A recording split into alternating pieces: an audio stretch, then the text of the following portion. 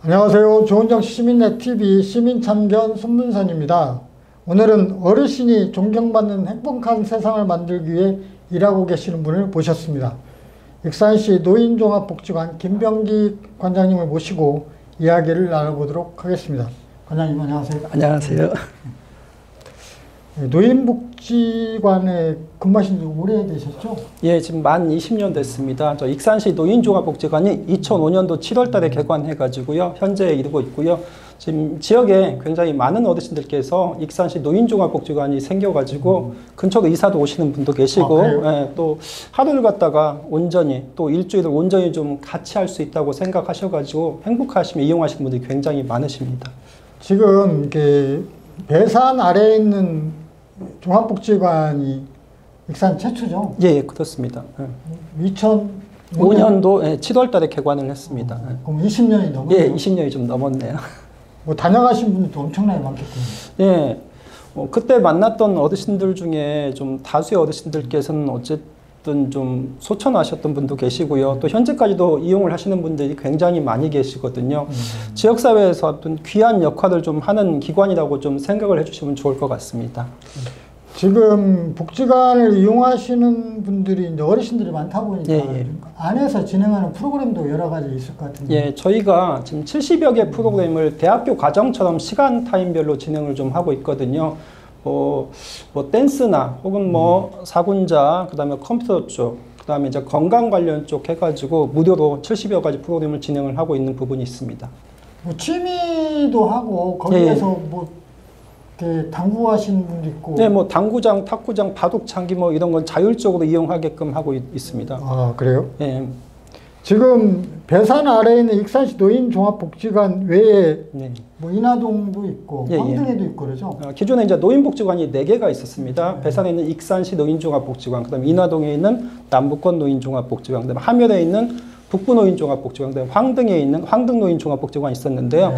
올해 이제 7월 1일자로 좀 개편이 돼가지고 인하동에 있는 남북권 노인종합복지관은 배산에 있는 익산시 노인종합복지관 밑으로 분관으로 해서 제가 관장을 겸직을 하고 있고요. 황등노인종합복지관은 북부노인종합복지관 분관으로 해가지고 운영이 되고 있습니다. 통합해가지고. 현재는 이제 2개로 생각을 하시면 될 것 같습니다. 통계청 통계를 보니까 익산시 노인 인구가 인구 대비 높더라고요. 그래서 전라북도 3시 중에 가장 높은 걸로 나왔는데 전주가 19.3%, 그 다음에 군산이 24%, 익산이 25.1%, 67,141명. 이거는 이제 올 8월 통계인데요. 익산이 이제 유행 기준으로 보면 초고령 사회인데 이런 상황에서 노인종합복지관이 해야 할 일이 많을 것 같아요. 어떻게 대응을 하고 계시나요? 초고령화 사회가 어쨌든 진행이 되다 보니까 노인의, 특히 어르신의 삶의 질이 굉장히 중요하게 고민되어지는 시기입니다. 그래서 다양한 사회적 문제에 대응하기 위한 고민들을 좀 진행을 하고 있는데요. 먼저는 이제 저희 익산시 노인종합복지관에서는 건강, 여가, 교육 프로그램을 갖다가 진행을 좀 하고 있습니다. 아울러서 건강관리나 치매 예방 혹은 우울증 관리를 좀 통해서 신체적으로나 정신건강 증진 쪽의 프로그램을 갖다가 많이 진행을 좀 하고 있고요. 또 아울러서 진행하는 건 이제 노인 맞춤 돌봄 사업이 이제 많이 강화가 되고 있습니다. 거기에 맞게끔 저희가 독거어르신이나 취약노인한테 맞게끔 맞춤형 돌봄을 갖다가 진행을 하고 있고요. 그다음 세 번째로는 사회 참여가 굉장히 중요한 부분입니다. 왜냐하면 일자리 부분에서 경제적인 부분이 좀 어려우신 분들이 많기 때문에 최대한 많은 일자리를 제공하기 위해서 노력을 하고 있는 부분이 있고요. 아울러서 기본적으로 이제 상담이나 권익 홍보를 위해서 캠페인 같은 거나 홍보 같은 걸 좀 진행을 하고 있습니다. 아울러 지역사회 연계, 그다음에 조직화를 통해서 많은 지역에 계신 분들께서 노인에 대해서 이해하고 또 함께 할 수 있는 그런 프로그램을 갖다가 고민하면서 운영하고 있습니다.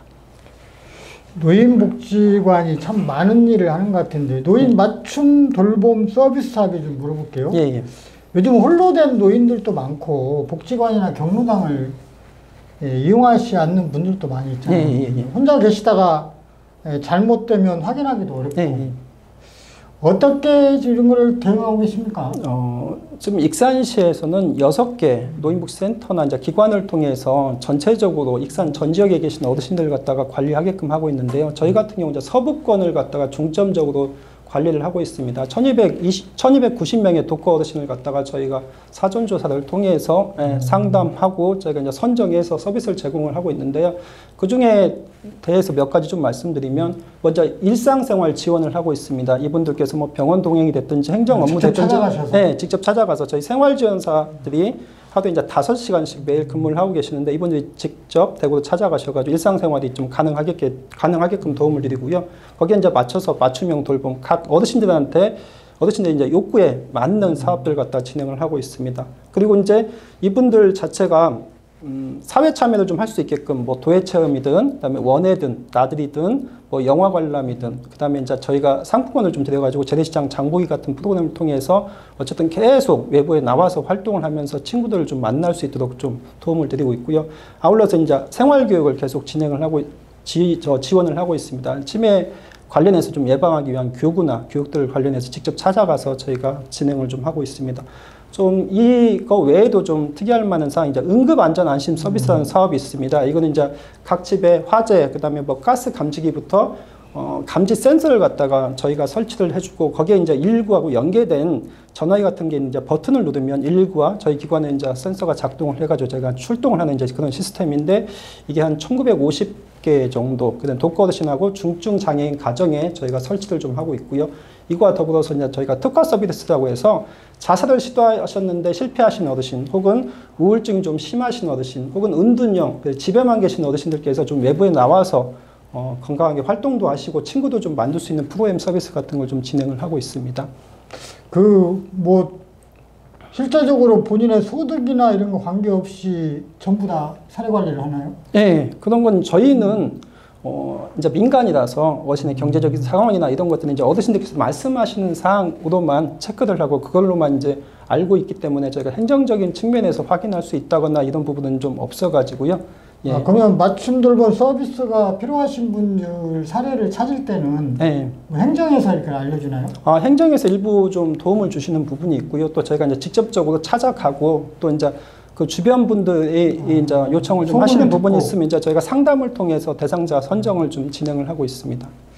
우리나라 노인들이 OECD 국가 중 상대적 빈곤율이 가장 높잖아요. 예.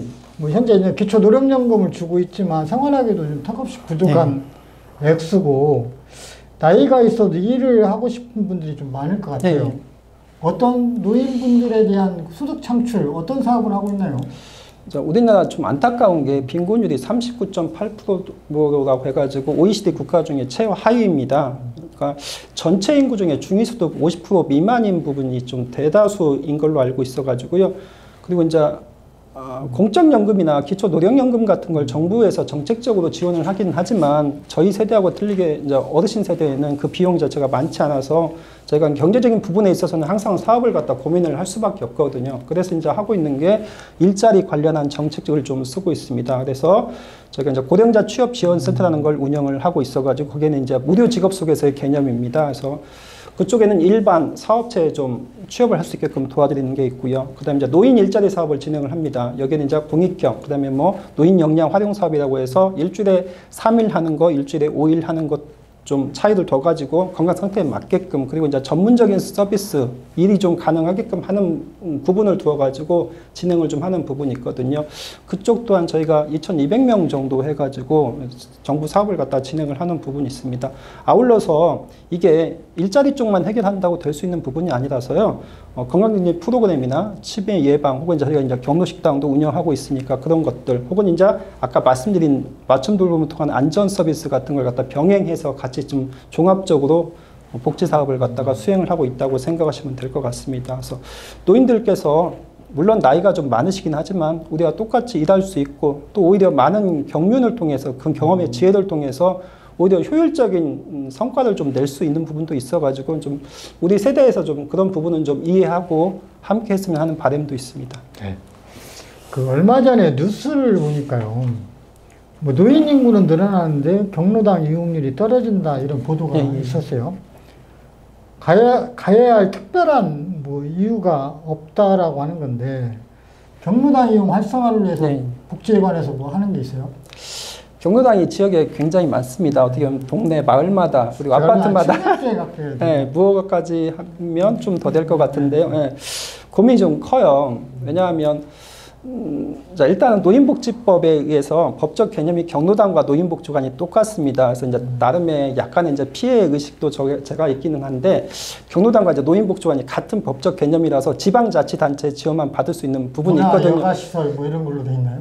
이제 이게 지방자치단체 지원만 받을 수 있다. 그러니까 저희가 도나 중앙의 지원을 받을 수 있는 근거가 없어가지고 익산시가 이제 어쨌든 좀 예산이 풍부해져야 저희가 더 많은 예산을 받을 수 있는 그런 구조라고 좀 이해를 하시면 좋을 것 같은데 경로당 이용률 저하의 원인에 대해서는 제가 이야기할 수 있는 부분은 아닐 것 같고 그냥 활성화를 위해서 저희가 이제 지원하는 것들이 있습니다. 그래서 제일 먼저 하고 있는 게 경로당 여가 프로그램하고 연계 프로그램을 갖다가 저희가 지원을 하고 있어요. 이게 무슨 얘기냐면 익산시 노인종합복지관에 70여 개 무료 프로그램이 있는데 저희가 뭐 차량 운행을 하는 게 아니라서 본인 자가용 혹은 뭐 버스나 뭐 다른 교통을 이용해서 혹은 걸어서 이제 오시는 분들이 이용을 하시는 거고요. 이걸 갖다 이용을 못 하시는 분들은 저희가 경로당에 거꾸로 강사를 보내서 프로그램을 이용할 수 있게 하는 겁니다. 그래서 저희가 지금 올해 같은 거 236개소에 강사를 파견을 해가지고 프로그램을 똑같이 좀 운영을 하고 있습니다. 그래서 치매, 운동, 건강 증진, 뭐 취미여가, 디지털 교육까지 진행을 하고 있고요. 이걸로는 안 되니까 저희가 세대 간 어쨌든 교류나 지역사회 협력이 좀 가능할 수 있는 사업들을 고민을 하고 있습니다. 그래서 뭐 사랑의 밥 한 끼 나눔 운동이나 후원문 프로그램을 갖다가 저희 경로당에도 지원을 하는 그런 사업들을 갖다가 진행을 좀 하고 있고요. 그다음에 경로당에 좀 정부 지원이 안 되는 데는 저희가 후원 연계해가지고 좀 수리 같은 것도 좀 진행을 좀 하고 있는 것도 있고요. 그 다음에 이제 운영 컨설팅이나 환경 개선, 그 다음에 좀 식사 보조 같은 거 저희 일자리를 파견해가지고, 그 다음에 이용 만족도가 좀 높아질 수 있도록 지원하는 부분들이 좀 있습니다. 그 다음에 이제 경로당별로 저희가 욕구 조사를 해가지고 필요한 교육들 갖다 뭐 디지털 같은 경우나 핸드폰 사용하는 거 이런 것들은 좀 가능한 부분이 좀 있습니다. 예. 그 통계청 통계개발원이 발표한 보고서를 보니까 국민 삶의 질 2023년도의 통계인데요. 우리 노인층 인구가 답변한 거 보니까 삶의 만족도가 29.9%, 어르신들이 이렇게 답변한 거. 유엔에서 2024년 11월 말 발표한 행복지수 보고서를 보니까 우리나라가 세계 59위더라고요. 그래서 여기에 대해서 어쨌든 아시아권 중에는 싱가포르가 26위, 뭐 중국 30위, 대만 34위, 일본 36위로 우리나라 좀 이쪽에서는 가장 낮게 나왔는데 노인 자살률은 또 OECD 1위로 나왔어요. 왜 우리나라 어르신들이 그 행복지수가 낮다고 보십니까?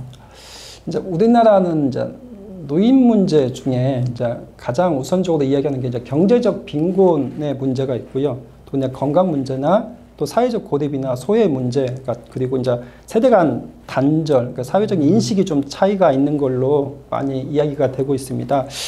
이제 경제적 빈곤과 건강 문제는 어쨌든 다수의 노인들께서 은퇴 후에 이제 경제적인 부분에 어려움을 좀 겪고 있는 게 현실입니다. 저희 세대야 뭐 퇴직연금이나 뭐 이런 부분이 좀 국가에서 신경을 썼기 때문에 가입이 되어 있지만 저희 부모님 세대는 이제 그렇지 않은 분들이 굉장히 많다 보니까 그 경제적인 어려움이 행복감을 갖다가 좀 약화시키는 그런 부분이 있고요. 그 다음에 사회적인 고립이나 역할 상실 부분을 좀 이야기할 수가 있습니다. 과거에 비해서 지금 현재 삶에 있어서는 이제 가족 외에 혹은 또 가족이라도 혹은 또 이웃과의 좀 연대감 같은 게 이제 과거에 비해서 좀 축소된 면이 없지 않아 있고요. 또 그 다음에 고립된 부분이 좀 있어요. 그래서 혼자 은둔형으로 사시는 어르신들 중에서 좀 계신 부분이 있고요. 또 이제 오래 사시다 보니까 배우자가 먼저 가시거나 자녀가 먼저 사망한 경우 이제 그런 부분에 대해서 우울감도 굉장히 크신 분도 있고요. 또 사회적 관계망이 과거에 비해서 이제 은퇴를 하시면 좀 없어지다 보니까 거기에 대한 상실감도 좀 있으신 분들이 있어서 그런 역할 상실 부분에 있어서 좀 안타깝게 생각하는 부분이 있습니다. 그리고 이제 저희가 좀 고민을 해야 될 부분이 이제 저희 나라를 갖다가 발전시키는데 중요한 역할을 하시는 분들이 저희 어르신들이거든요. 근데 사회적인 인식은 그러한 대우를 좀 못하는 것 같다는 생각이 좀 듭니다. 그래서 어르신에 대한 존중 그리고 이 존중이라는 것들이 좀 필요하다는 생각을 좀 하고 있습니다. 그리고 존중은 아니다. 존중을 해줘야 당연히요. 그래서 이제 그런 걸 통해서 좀 이루어지는 게 맞다고 생각을 하고요. 왜냐하면 이제 미국이나 유럽 쪽에 이제 고령층은 U자형으로 인해서 이렇게 U자 곡선을 인해 이제 그런 경향이 있는데 저희 같은 경우는 그냥 계속적으로 떨어지는 하향되는 이제 그런 곡선을 갖다 통계 수치에서 보여주고 있는 부분이 있어서 좀 안타깝긴 한데 어쨌든 현재까지 보면 이제 제도적인 한계 같은 게 좀 있고요. 또 취약한 사회 안전망이 좀 취약한 부분이 있어서 이제 그런 결과로 나오지 않았나 생각을 합니다. 그래서 노년의 빈곤, 그다음에 건강 문제, 사회적인 고립, 뭐 세대 간 단절이나 존중이 좀 결여됐다는 거나 제도적으로 미흡하다는 이런 부분들이 좀 복합적이고 구조적으로 좀 연계되어서 행복지수가 낮은 것 같습니다. 예, 전문직에서 일하다가 퇴직하는 어르신도 좀 많은 것 같은데요. 이런 분들의 능력이 다시 지역사회로 환원됐으면 좋겠다 이런 생각을 많이 합니다. 뭐 특별히 진행되는 계획이 있어요? 노인종합복지관은 이제 여가 프로그램, 이제 평생교육 여가 쪽에 좀 중점이 되어 있는데요. 저희는 이제 그거를 기반으로 해가지고 한 두 축으로 운영을 합니다. 한 축은 이제 노인 맞춤 돌봄을 갖다 강화하는 부분이 있고, 다른 한 축은 이제 경제적으로 노인 일자리 부분을 강화를 해서 지금 현재 운영을 하고 있는데요. 저희가 이제 고령자 취업 지원센터와 이제 커뮤니티를 좀 운영을 해요. 이게 이제 뭐냐면 어르신의 재창업 혹은 창업, 그리고 이제 커뮤니티 이제 활용을 해가지고 맞춤형 직업 상담을 통해서 전문직으로서의 재 활동을 갖다가 좀 하실 수 있는 지원을 하는 게 있고요. 그 다음에 경력형 일자리, 그 다음에 전문가로서의 이제 어떤 자격증이 있으신 분들이 그걸 갖다 재활용해서 할 수 있는 노인 역량 활용 사업을 갖다가 정부 정책에 맞추어서 같이 지금 220여 명 지원을 하는 게 있는데 이제 그런 걸 갖다 추가로 확대할 고민을 좀 하고 있습니다. 그리고 이제 어쨌든 전문 경력이 있으신 분, 특히 뭐 교수나 강의 경력이 좀 풍부하신 분들은 이걸 활용해서 이제 강의를 좀 진행하는 부분이 있습니다. 그래서 지역 인재 양성을 좀 한다거나 또 어르신을 좀 교육하는 부분이 있다거나 아니면 찾아가는 청소년들 위해서 교육을 좀 강의를 좀 하시는 부분이 있다거나 이런 사례를 갖다가 계속 만들어 가지고 좀 사회 공헌을 할 수 있게끔 같은 분야에서 좀 할 수 있게끔 노력을 좀 하는 부분이 좀 있긴 합니다. 우리나라보다 고령사회가 먼저 온 곳이 일본이 10년 빨랐다고 맞습니다. 얘기를 하는데 기억으로는 뭐 일본 같은 경우 패스트푸드나 커피숍, 뭐 톨게이트 표받는 업무 이런 분들이 다 노인들이 예전에 많이 했어요. 우리나라도 노인 일자리에 대한 인식 개선이 앞으로 좀 필요할 것 같은데 그리고 어르신들이 직접 아까 창업 얘기도 나왔잖아요. 우리 청년 창업도 있지만 노인 창업 이런 것도 뭐 선례를 만들 필요도 있을 것 같은데 어떻게 생각하십니까? 일본 같은 경우는 2013년도에 고용안정법이 시행이 돼가지고요. 이제 노인의 인구가 60세에서 65세, 이제 최근에는 이제 70세가 되어가지고 고용 연장이나 재취업이나 뭐 상담이나 이런 지원이 가능하게끔 하는 부분이 있습니다. 그래서 금방 말씀하셨던 뭐 패스트푸드, 뭐 커피숍, 톨게이트 등에서 파트타임이나 아니면 정규직으로 일하시는 케이스도 굉장히 많은 걸로 알고 있거든요. 근데 중요한 건 이제 일본은 문화 자체가 사회적인 거부감이 좀 적어서 이런 활동들이 굉장히 다양하게 잘 이루어지고 있는 것 같은데요. 일본은 이제 노인 창업 프로그램이 굉장히 잘 돼 있습니다. 뭐 예를 들어 가지고 현장 경력 6년 이상인 고령자가 취업을 할 때는 3억 원 정도, 이제 우리나라 돈 3억 원 정도 되는 한 3천만 원까지 무담배 무보증으로 갖다가 지원을 좀 하는 사업들도 있고요. 정부에서는 이제 시니어 창업 공간 혹은 경영 자문, 뭐 자금 조달 같은 서비스를 갖다가 좀 행정에서 적극적으로 지원하는 사례들이 굉장히 좀 우수하게 많이 지원이 좀 되고 있습니다. 그다음에 이제 민간 기업에서 이제 창업 세미나나 컨설팅까지 이제 자연스럽게 이루어지는 사례들이 굉장히 많아가지고 저희가 좀 배울 만한 그런 곳인 것 같습니다. 이제 우리나라에 이거 관련해서 이제 필요한 부분에 대해서 이제 말씀을 좀 드리면. 노인 일자리에 대한 인식 개선이 지금 가장 먼저 선행되어야 될 것 같다는 좀 생각을 하고 있습니다. 그래서 어르신들께서 분명히 이제 지금까지 살아오시면 사회에 기여를 하셨고 또 남은 여생도 충분히 기여하시면서 살아갈 수 있는 그런 경륜과 지혜가 있기 때문에 이런 부분에 대해서 이제 홍보나 캠페인을 통해서 먼저 인식 개선을 좀 하는 작업이 필요할 것 같고요. 그 다음에 이제 이어져야 될 게 일본처럼 맞춤형 창업 프로그램 같은 지원이 좀 있어야 될 것 같습니다. 그래서 교육이나 이제 창업 공간, 또 멘토링 같은 혹은 금융 지원 같은 이런 체계를 좀 법적으로 갖춰 나가는 것이 저희 나라에 좀 필요할 것 같다는 생각을 하고요. 그 다음 이제 중요한 게 개인이 할 수 없으니까 정부나 지자체, 그 다음에 민간이 서로 협업을 해가지고 이제 창업뿐 아니라 좀 재취업, 그 다음에 직무전환 이런 통합적인 일자리 정책이 좀 수립돼가지고 적극적으로 좀 지원이 되는 이제 그런 좀 내용이 필요하다고 생각을 합니다. 네. 그래서 질적, 양적 이제 이런 확대가 좀 가능할 것 같습니다. 아니, 저는 그 어르신들이 운영하는 뭐 이렇게 하나의 가게 뭐 네. 이런 것들이 네. 모델로 하나 네. 나오기를 좀 바라는 지금 지금이 있어요. 전국적으로 네. 이제 여러 가지 사례들이 있어서 좀 이제 시작이 되는 단계라고 생각을 하시면 되고요. 정부 정책 중에 이제 시장형 사업이라는 게 있습니다. 노인 일자리 분야에 보통 이제 시니어 클럽에서 많이 운영을 하고 있는데 그쪽에서 이제 각종 사업단을 갖다 전국적으로 굉장히 많이 운영하고요. 매출도 좀 상당히 높은 기관들이 많아가지고 조금 있으면 좀 더 많은 전국적으로 좀 확대되는 부분이 더 많을 거라고 생각하고 일자리가 더 많이 제공될 거라고 생각을 하고 있습니다. 끝으로 어르신들이 행복한 도시가 되기 위해서는 어떻게 해야 하는지 예. 우리 관장님의 의견, 생각 뭐 이렇게 있으면 말씀 좀 해주시죠. 제가 익산시에 온 지 지금 20년이 좀 넘었는데요. 익산시가 굉장히 살기 좋은 곳이라고 저는 자랑을 하고 삽니다. 자, 그럼에도 불구하고 이제 어르신들께서 좀 더 행복하게 사실 수 있기 위해서 이제 제 생각을 좀 간단히 말씀을 드리면 저는 중요한 건 어르신들께서 다양한 욕구가 있으시거든요. 그 욕구에 맞는 복지가 필요하다고 생각을 하고요. 자, 그를 통해서 일자리나 건강증진 프로그램이나 자기개발이나 아울러서 인권 보장 같은 게 좀 더불어서 이루어지면 굉장히 살기 좋은 그런 도시가 될 것 같습니다. 물론 익산시는 뭐 일자리 확대, 또 건강복지나 인프라 이런 걸 갖다 구축하는 게 필요할 거고요. 또 고령치나 환경을 조성하는 게 먼저 선행이 돼야 될 거라고 생각을 하는데, 자, 저는 익산시 노인종합복지관 관장이니까 그 역할에 대해서 좀 말씀을 드리고 싶으면, 지금 현재 뭐 취미나 배움, 뭐 평생교 프로그램을 계속적으로 제공을 하고 있습니다. 이걸 갖다가 좀 더 어르신 맞춤형으로 좀 더 전문화하고 확대하는 그런 고민을 하고 있습니다. 그리고 이제 각종 문화체험이나 여가 활동이 좀 더 활성화될 수도 고민하는 부분이 있고요. 이제 두 번째로는 건강 및 사회성 증진 프로그램을 갖다가 좀 더 확대하고자 합니다. 그래서 뭐 운동이나 영양이나 뭐 정서 지원 등의 이런 것들, 그리고 이제 동아리 활동을 갖다가 좀 더 이제 고급화할 수 있는 질적 성장을 할 수 있는 그런 정책들, 그다음에 자원봉사나 지역연계 프로그램을 갖다 좀 더 활성화할 수 있는 이런 정책들을 갖다가 좀 더 활성화하려고 고민을 하고 있고요. 세 번째로는 이제 현장 중심의 서비스를 갖다 이야기를 하고 있습니다. 그래서 이동식 건강관리나 식사 지원이나 돌봄 서비스가 좀 더 체계화되고 전문화되는, 그래서 실질적으로 도움이 되는 그런 현장이 될 수 되었으면 하는 바람을 가지고 있고요.